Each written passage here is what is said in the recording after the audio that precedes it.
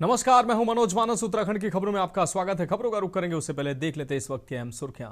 उत्तराखंड की बेटियों को धामी सरकार की सौगात, 33,000 से अधिक बालिकाओं के खाते में पहुंचे 146 करोड़।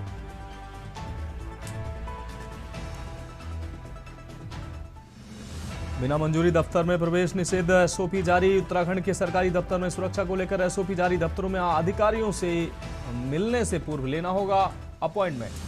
हरिद्वार में 2027 कुंभ के लिए केंद्र ने जारी किए 500 करोड़। घाटों के सौंदर्यीकरण और विस्तार पर विशेष फोकस। मुख्यमंत्री पुष्कर सिंह धामी ने जताया आभार।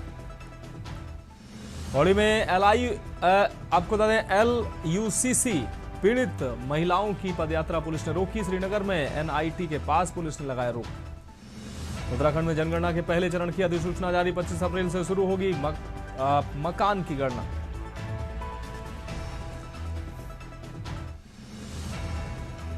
और हरिद्वार ADM का देर रात अस्पतालों पर छापा। उप जिला मेला और महिला अस्पताल का निरीक्षण। मरीजों से सीधे ली व्यवस्थाओं की जानकारी। आप देख रहे हैं के न्यूज, खबरों का सारथी। और अब खबरें विस्तार से। अहम खबर देहरादून से है, जहां पुष्कर सिंह धामी ने नंदा गौरा योजना के तहत वित्तीय वर्ष 2025-26 में प्रदेश की 33,251 बालिकाओं को 145.93 करोड़ की धनराशि DBT के माध्यम से जारी की है। मुख्यमंत्री कैंप कार्यालय में आयोजित कार्यक्रम में यह राशि लाभार्थियों के खाते में भेजी गई।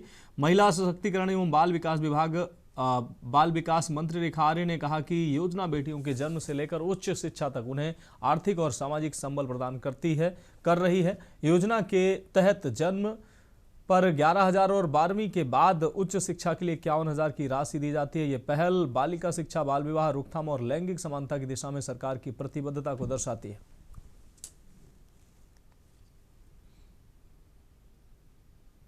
आज बहुत हर्ष का विषय है कि वर्ष 2025-26 की हमारी नंदा गौरा योजना कि हमारी जन्म लेने वाली बालिकाएं और साथ ही हमारी जो 12वीं पास करने वाली जो हमारी बालिकाएं हैं, उनको आज माननीय मुख्यमंत्री जी के कर कमलों से लगभग 145 करोड़ की धनराशि जो है वो उनके खातों में सीधे DBT की गई है, जिसमें हमारी जन्म वाली बालिकाएं लगभग 5,913 बालिकाएं हैं और लगभग हमारे 33,000 से अधिक बालिकाओं को जो है वो आज गौरा योजना से उनके खातों में सीधे DBT की धनराशि पहुंचाई गई है।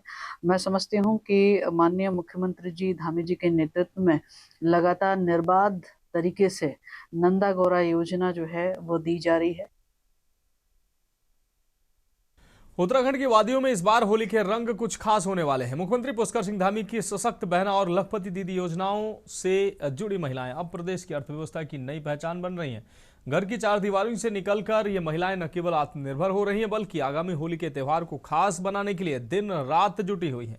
सहसपुर विकासखंड के ग्रामीण इलाकों में स्वयं सहायता समूह से जुड़ी महिलाएं इन दिनों होली की तैयारियों में व्यस्त हैं। बाजार में मिलावटी रंगों के बीच ये बहनें चुकंदर, लौकी और विभिन्न फूलों के इस्तेमाल से पूरी तरह प्राकृतिक हर्बल गुलाल तैयार कर रही हैं। इतना ही नहीं, इनके हाथों से बने पहाड़ी स्वाद वाले विशेष पापड़ और गुजिया भी बाजार में धूम मचाने को तैयार है। मुख्यमंत्री सशक्त बहना उत्सव योजना ने इन महिलाओं के पारंपरिक हुनर को आधुनिक बाजार से जोड़ दिया है, जिससे उनके उत्पादों को सही दाम और पहचान मिल रही है। हाउस ऑफ हिमालयाज ब्रांड और 30% महिला आरक्षण जैसी पहलों ने पहाड़ की नारी के आत्मविश्वास को नई उड़ान दी है। आज ये महिलाएं न केवल अपने परिवार की आर्थिक ढाल बन रही हैं, बल्कि वोकल फॉर लोकल की संकल्प को धरातल पर उतारते हुए उत्तराखंड के त्योहार को एक नया और सुंदर रंग भी दे रही हैं। हम लोग होली के त्योहार पे गुजिया बना रहे हैं। यहाँ पे हम लोग काम करते हैं। हम लोग को ये खुशी है कि हम लोग को घर बैठे यहाँ पर काम मिल रहा है गीता दीदी के आस्था क्लस्टर से। हम लोग ये चाहते हैं कि हम लोग को घर बैठे काम मिले, मार्केट में ज्यादा से ज्यादा बिक्री हो, लोग खरीदें इसे। और हमारे क्लस्टर का नाम आस्था फेडरेशन क्लस्टर है, जिसमें हम बहुत से रंगों की तैयारी करते हैं होली आने से पहले। जैसे कि ऑर्गेनिक कलर है, जैसे हम फूड और फूलों से ही बनाए जाते हैं, और ये सेल करने के लिए हम अपना आउटलेट और ब्लॉक से बाहर अपना स्टॉल लगाते हैं होली से पहले, जिसमें हमारे सारे समूह की महिलाएं बढ़ चढ़ कर सहयोग करती हैं। और मैं धन्यवाद करना चाहती हूँ हमारे माननीय मुख्यमंत्री पुष्कर धामी जी का और मोदी जी का, जिन्होंने हमारी महिलाओं को इतने अच्छे अवसर प्रदान किए हैं। नमस्कार, मेरा नाम गीता मौर्य है।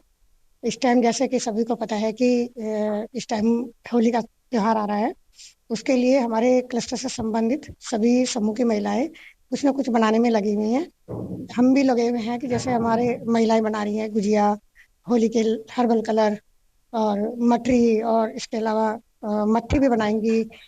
ये सब जो चीजें हैं गोलगप्पे तक बनाएंगी ये लोग। अगली खबर अक्सर से, जहां सुल्तानपुर गांव में 13 वर्षीय नाबालिग के साथ गांव के ही युवक द्वारा बहला फुसलाकर दुष्कर्म किया गया। स्वयं के साथ हुई दरिंदगी से परेशान होकर नाबालिग ने कीटनाशक खाकर जान देने की कोशिश की। दुष्कर्म पीड़िता द्वारा आत्महत्या का प्रयास किए जाने पर मामला सामने आने के बाद भागीरथ सेना के कार्यकर्ताओं ने संगठन के सचिव सोनू मूच के साथ कोतवाली पहुंचकर नाराजगी जताई। उन्होंने पुलिस पर मामले में ढिलाई बरतने का आरोप लगाया। इसके बाद पुलिस ने आरोपी युवक के खिलाफ पॉक्सो एक्ट के तहत मुकदमा दर्ज कर लिया।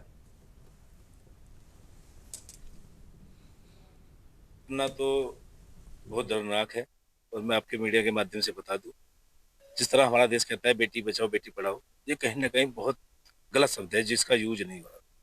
और मैं आपसे बताऊं, सुल्तानपुर की घटना है, रामनगर की, जिसमें एक मात्र 13 वर्ष की बच्ची जो अभी अच्छे से खेलना कूदना भी नहीं जानती, पढ़ने 7वीं 8वीं क्लास में है, उसे बहला फुसला के पड़ोस के व्यक्ति सोहन पुत्र जगपाल जो अपने घर ले गया और घर ले जाकर उस बिटिया के साथ वो दर्दनाक कार्य किया जो कहना भी गुनाह है।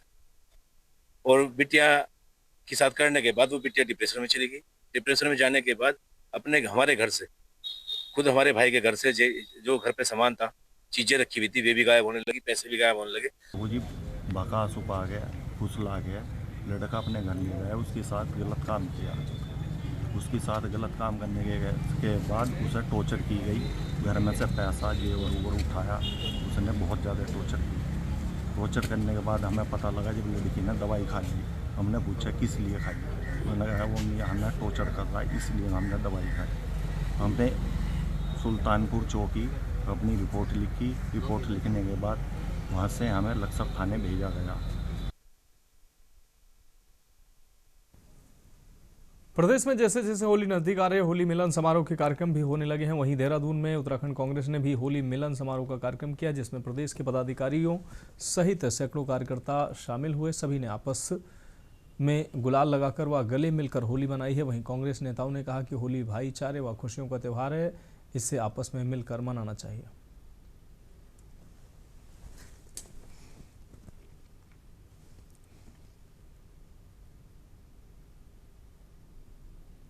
इसके कार्यकर्ताओं को, पूरे प्रदेश के तमाम बहन भाइयों को बहुत शुभकामनाएं दे रहा हूँ।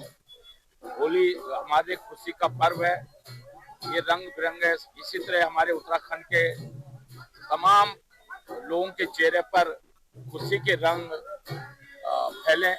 के हमारे समस्त नागरिकों को, भाइयों को, बहनों को, सबको होली की हार्दिक शुभकामनाएं और बधाई। ये रंगों का त्योहार सबके जीवन में रंगों के समान खुशियां लाए। प्रदेश कांग्रेस कमेटी द्वारा यहाँ पर समारोह आयोजित किया गया है और उसमें सभी को के साथ शिरकत करने का काम कर। मैं इस अवसर पर प्रदेशवासियों को होली की हार्दिक बधाई और शुभकामनाएं देता हूँ। होली का त्योहार हमारे जीवन में नए रंगों के साथ आए और पुराने एक विशेष त्योहार है और इसका एक विशेष महत्व। आप जितने भी होली गायन देखेंगे, जितने गीत देखेंगे होली में, सब में ईश्वर की स्तुति है। कहीं भोले बाबा को याद कर रहे हैं, कोई देवी माँ को याद कर रहा है, कोई कन्हैया को याद कर रहा है, कोई राधा रानी को याद कर रहा है, और जन कल्याण और लोक कल्याण के लिए ये गीत हैं। डोईवाला से है, जहां corps of signals regiment Meerut के बाइक राइडर्स बुधवार देर शाम यहां माजरी पहुंचे। इससे पहले उन्होंने देहरादून से सुबह एक ये राइड शुरू की थी। यहां से चलकर सभी राइडर्स मेरठ स्थित कॉप्स ऑफ सिग्नल केंद्र पहुंचकर साइड संपन्न करेंगे। राइड का नेतृत्व रेजिमेंट के सीओ कर्नल राजीव खत्री कर रहे हैं। उन्होंने बताया कि ये जन जागरूकता राइड 16 जनवरी को दिल्ली से शुरू हुई थी। इसका उद्देश्य युवाओं और आमजन को सेना के प्रति जागरूक बनाते हुए राष्ट्रभक्ति की भावना को प्रोत्साहित करना है। दल में 3 महिला अधिकारियों सहित कुल 18 राइडर्स शामिल हैं। राइड के दौरान टीम विभिन्न शहरों, आर्मी सेंटरों और स्कूलों में पहुंचकर संवाद कर रही है। राइडर्स ने स्कूली बच्चों को इंडियन आर्मी के साहस, पराक्रम और अनुशासन की जानकारी दी। स्थानीय लोगों ने राइडर्स का उत्साहपूर्वक स्वागत करते हुए अभियान की सराहना की।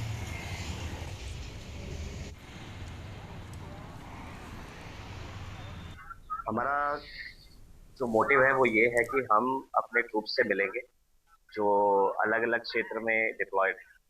हम उनसे भी मिलेंगे जो कहीं ना कहीं इस नेशन को अपना योगदान दे रहे हैं, जैसे बीएसएफ हो गई, कहीं कहीं आईटीबीपी है, सीआरपीएफ है।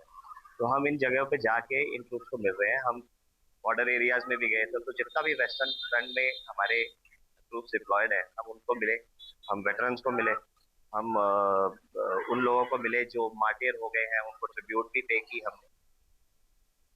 उत्तराखंड के बागेश्वर जिले के बैजनाथ थाना क्षेत्र से एक दिल दहला देने वाली घटना सामने आया। आरोप है कि पारिवारिक कलह के चलते एक मां ने अपनी 22 दिन की नवजात बच्ची की हत्या कर दी। परिवार के अंदर घटना उस समय हुई जब घर पर मां और बच्ची ही मौजूद थे। शाम को जब अन्य परिजन लौटे तो बच्ची अचेत मिली है। अस्पताल ले जाने पर डॉक्टरों ने उसे मृत घोषित कर दिया। बच्ची के गले पर निशान मिलने के बाद परिजनों ने पुलिस से शिकायत की। शव का पोस्टमार्टम कराया गया और सदमे से उबरते हुए करीब 14 दिन बाद मामला दर्ज करवाया गया।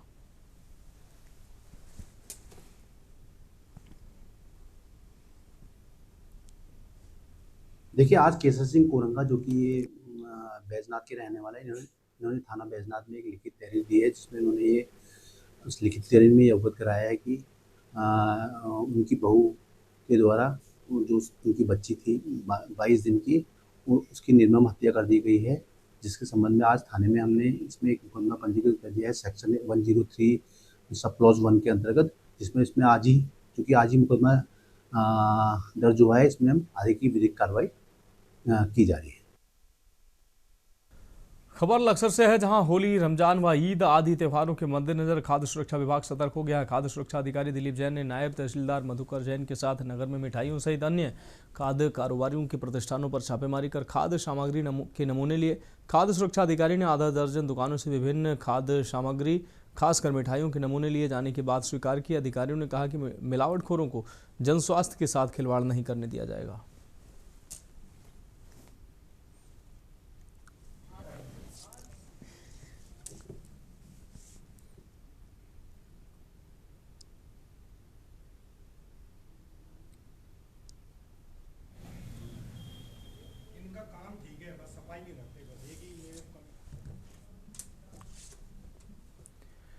अब बढ़ेंगे अगली खबर की ओर। खबर लक्सर से है, जहां तहसील क्षेत्र के आबदीपुर ग्राम पंचायत में वन विभाग की भूमि पर अवैध कब्जे मामले में हाईकोर्ट के हस्तक्षेप के बाद तहसील प्रशासन ने जमीन कब्जा मुक्त कराने की कवायद शुरू कर दी है। कानून को अनिल गुप्ता के नेतृत्व में राजस्व विभाग की टीम ने मौके पर पहुंचकर संबंधित भूमि की पैमाई शुरू की। इस दौरान मौके पर ग्राम प्रधान व शिकायतकर्ता ग्रामीण भी मौजूद थे। राजस्व अधिकारियों ने बताया कि हाईकोर्ट के निर्देशों के तहत पैमाई कर सरकारी भूमि चिन्हित की जाएगी। इसके बाद अवैध कब्जे हटाए जाएंगे। टोटल जो कब्जा मुक्त होना है वो लगभग आप समझ लो 20 हेक्टेयर के आसपास है, जिसमें वन विभाग की भी जमीन हमारी है। वन विभाग और प्लस ग्राम समाज दोनों मिलाकर टोटल इतनी जमीन है। और आज हमने लगभग 4.5 हेक्टेयर जमीन की पैमाइश कर दी गई है, निशानदेही कर दी गई है। जिनके द्वारा ये अवैध कब्जे किए गए थे, इसमें अवैध कब्जों में मैक्सिमम जो है गेहूँ की फसल उगा रखी है, इसको हम खाली करा रहे हैं। देखिए जमीन कितनी थी ये तो जो राजस्व विभाग को मालूम है, लेकिन फिलहाल जो 131 नंबर की पैमाइश हुई है, ठीक है, कब्जा 20 पर है कुछ लोगों का। हमारे यहाँ से लगभग 42 हेक्टर 7 हेक्टर है बंजर, 35 हेक्टर है नदी की भूमि। इस पर से 24 हेक्टर भूमि पर कब्जा बंजर पर नदी पर, जिस पर आज इन्होंने निशानदेही करी केवल 131 खसरा नंबर। बढ़ेंगे अगली खबर की ओर। खबर देहरादून से है, जहां प्रदूषण नियंत्रण को अधिक प्रभावी व पारदर्शी बनाने को परिवहन विभाग पॉल्यूशन मॉड्यूल 2.0 लॉन्च करने जा रहा है। संभागीय परिवहन अधिकारी संदीप सैनी ने बताया कि नए मॉड्यूल में वाहन के पॉल्यूशन टेस्ट के दौरान रियल टाइम में फोटो और वीडियो रिकॉर्ड किया जाएगा, जिससे फर्जी पॉल्यूशन सर्टिफिकेट पर रोक लगेगी। पहले चरण में राजधानी सहित देहरादून, ऋषिकेश और काशीपुर में इसे लागू किया जाएगा। इसके बाद पूरे प्रदेश में व्यवस्था रोल आउट की जाएगी। इसमें कोई महत्वपूर्ण बदलाव और तकनीकी सुधार किए गए हैं। इससे मशीन संचालकों की जवाबदेही बढ़ेगी। एक हमारा जो पॉल्यूशन का जो मॉड्यूल है उस 2.0 कल से हम उसको लॉन्च कर रहे हैं देहरादून, ऋषिकेश और काशीपुर में। इसमें बहुत सारी चीज़ें अमेंड की गई हैं, जैसे कि उसका रियल टाइम पे फ़ोटो खींचेगा और रियल टाइम पे 10 सेकंड की एक वीडियो होगी जो गाड़ी की उसी समय मौजूद, जब सेंटर पे पॉल्यूशन करवाने जाएंगे तब उसमें, ताकि ये इंश्योर हो जाए कि गाड़ी गई है। क्योंकि अभी शिकायतें ये आती थी कि कई बार किसी ने गाड़ी नहीं गई और फ़ोटो से देख के, या ऐसे कुछ 1-2 केसेस आए हैं कि पॉल्यूशन कर दिया। तो इससे पॉल्यूशन की जो मशीन्स या पॉल्यूशन जो कर रहा है उसमें थोड़ी स्ट्रिक्टनेस आएगी और उसके बाद हम पूरे स्टेट में इसको रोल आउट करवाएंगे। अब बढ़ेंगे अगली खबर की ओर। खबर नैनीताल से, जहां हाईकोर्ट ने वक्फ बोर्ड के मुख्य कार्यकारी अधिकारी के पद पर संयुक्त सचिव स्तर के अधिकारी की नियुक्ति करने के मामले की सुनवाई की। कोर्ट के बार बार कहने व दखल बनाए रखने के बाद आज आखिरकार राज्य सरकार की तरफ से कहा गया कि बोर्ड में नए सीईओ की नियुक्ति कर दी गई है। सुनवाई के बाद कोर्ट ने जनहित याचिका को अंतिम रूप से निस्तारित कर दिया। इससे पहले हुई सुनवाई पर सरकार से कोर्ट ने कहा था कि बोर्ड के सीईओ पद पर सचिव स्तर के अधिकारी की नियुक्ति की जाए। उच्च न्यायालय के आदेशों के क्रम में आज राज्य सरकार ने कोर्ट को वक्फ बोर्ड का नया सीईओ नियुक्त करने की जानकारी दी गई।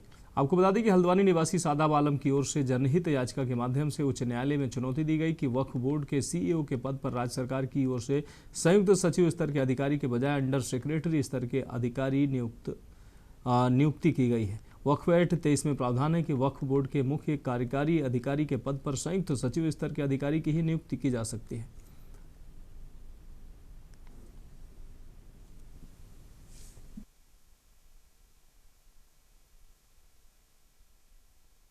वक्फ बोर्ड को लेकर के चीफ एग्जीक्यूटिव ऑफिसर जो वक्फ बोर्ड के होते हैं उनके अपॉइंटमेंट को लेकर के एक याचिका हाईकोर्ट में दाखिल की गई थी, जिसमें वक्फ बोर्ड के चीफ एग्जीक्यूटिव ऑफिसर को गलत तरीके से अपॉइंट किया गया। ये याचिका हाईकोर्ट में आई।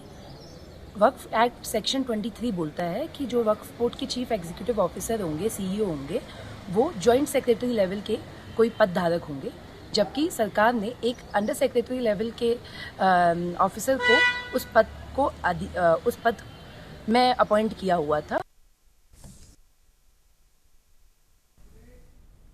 खबरों में वक्त एक ब्रेक का, जल्द हाजिर होंगे।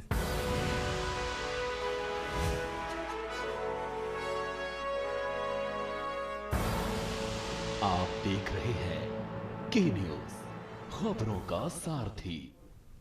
ब्रेक के बाद उत्तराखंड की खबरों में एक बार फिर से आपका स्वागत है। बात अगली खबर की करेंगे। खबर रुड़की से है, जहां दिल्ली की आयकर विभाग की टीम ने शहर के 2 स्थानों पर छापेमारी कार्रवाई की है और एक कारोबारी सहित सिडकुल की नामी गिरामी प्लाईवुड कंपनी प्रबंधन से घंटों पूछताछ की। कार्रवाई के दौरान संयुक्त टीम ने कई अहम दस्तावेज भी अपने कब्जे में लेकर आय संबंधी विस्तार पूर्वक जानकारी ली, जिससे कारोबारी में हड़कंप मच गया। जानकारी के अनुसार गुरुवार की सुबह 8 बजे दिल्ली नंबर की 4 से 5 गाड़ियां शहर की पॉस कॉलोनी मेट्रोपोलिस स्थित जिम में रुकती हैं और गाड़ी में से 10 से 12 आयकर विभाग के अधिकारी और कर्मचारी उतरते हैं। बताया जा रहा है कि टीम ने स्टील कारोबारी को हिरासत में ले लिया है और सीधे कॉलोनी परिसर में स्थित आवास ले गए, जहां टीम ने कई दस्तावेज, लैपटॉप जब्त करने के बाद घंटों पूछताछ की।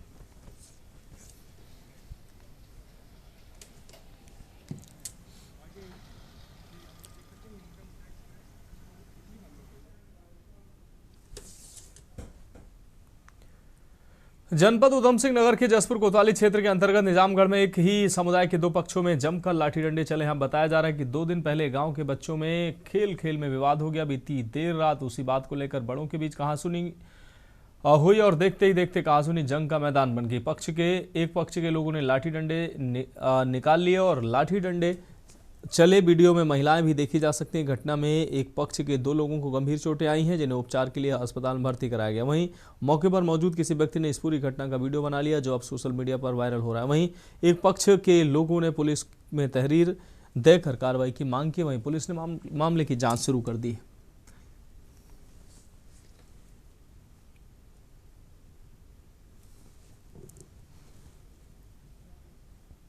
सोशल मीडिया के माध्यम से एक वीडियो वायरल हुआ है, जिसका संज्ञान लिया गया है और जिसमें कुछ लोग आपस में मारपीट करते हुए दिख रहे हैं। इस संबंध में चौकी इंचार्ज पतरामपुर को निर्देशित किया गया है कि उक्त वीडियो उनके चौकी क्षेत्र से संबंधित है। पूरे प्रकरण के बारे में जानकारी की जा रही है और जो लोग भी इसमें शामिल हैं उनके विरुद्ध अग्रिम विधि कार्रवाई अमल में लाई जाने के लिए निर्देशित किया गया है। आगामी कुंभ 2027 को लेकर हरिद्वार में मेला प्रशासन अब संत समाज के साथ लगातार मंथन में जुट गया। अखाड़ों के साथ बैठक के अगले ही दिन मठ, मंदिर और आश्रमों से जुड़े संतों को बुलाकर प्रशासन ने तैयारियों पर विस्तृत चर्चा की, जहां साधु संतों ने सीधे तौर पर अपनी जरूरतें और सुझाव प्रशासन के सामने रखे। बैठक में भूमि आवंटन, सीवर व्यवस्था, आवागमन और मूलभूत सुविधाओं जैसे अहम मुद्दों पर लंबी चर्चा हुई। वहीं संतों ने साफ किया कि कुंभ मेले की अवधि तक आश्रमों और धार्मिक स्थलों के बिजली पानी के बिल पूरी तरह से माफ किए जाने चाहिए। मेला प्रशासन का कहना है कि इस बार कुंभ को व्यवस्थित और विवाद मुक्त बनाने के लिए हर पक्ष की राय ली जा रही है, ताकि आयोजन के दौरान किसी तरह की अव्यवस्था सामने न आए। इससे पहले अखाड़ों के प्रतिनिधियों के साथ पेशवाई, संतों के ठहराव और आंतरिक व्यवस्थाओं पर भी मंथन किया जा चुका है। संत समाज का मानना है कि आध्यात्मिक भव्यता तभी संभव है जब व्यवस्थाएं मजबूत हों। वहीं प्रशासन संवाद के जरिए कुंभ की रूपरेखा अंतिम रूप देने में जुटा है।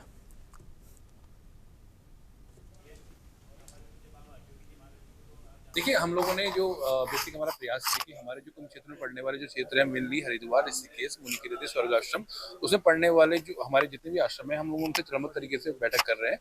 तो उसी के क्रम में आज प्रथम बैठक में हम लोगों ने कुछ आश्रमों को इन्वाइट किया गया था।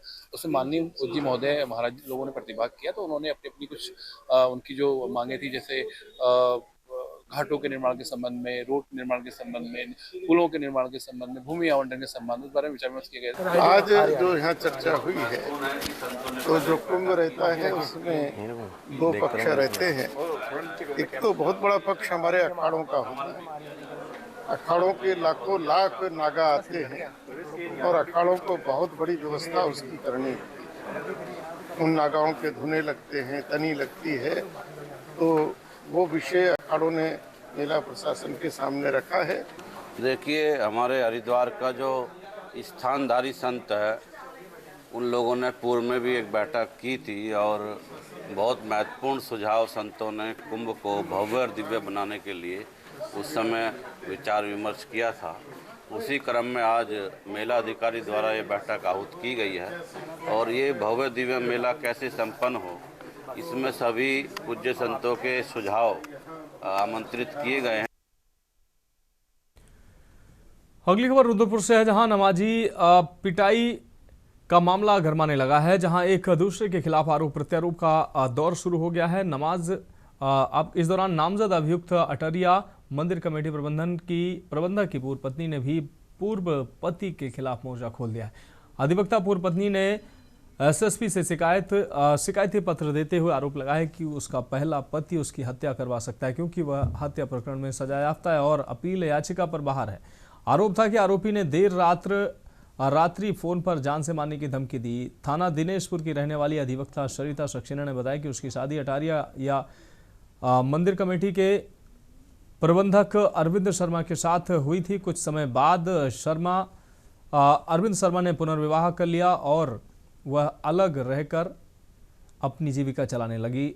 आरोप था कि पूर्व पति हत्या के मामले में सजा याफ्ता है और अपीलीय जमानत पर रिहा है। पर आपको बता दें कि 25 फरवरी को जब पूर्व पति अरविंद ने एक बेबस दिहाड़ी मजदूरी करने वाले नमाजी को बेरहमी से पीटा और वीडियो वायरल हुआ, तो उसके द्वारा सोशल मीडिया पर आकर अमानवीय व्यवहार की निंदा की थी।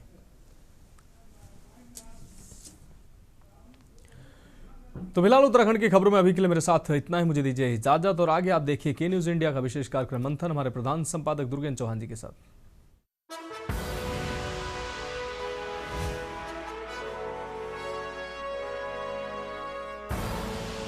आप देख रहे हैं के न्यूज, खबरों का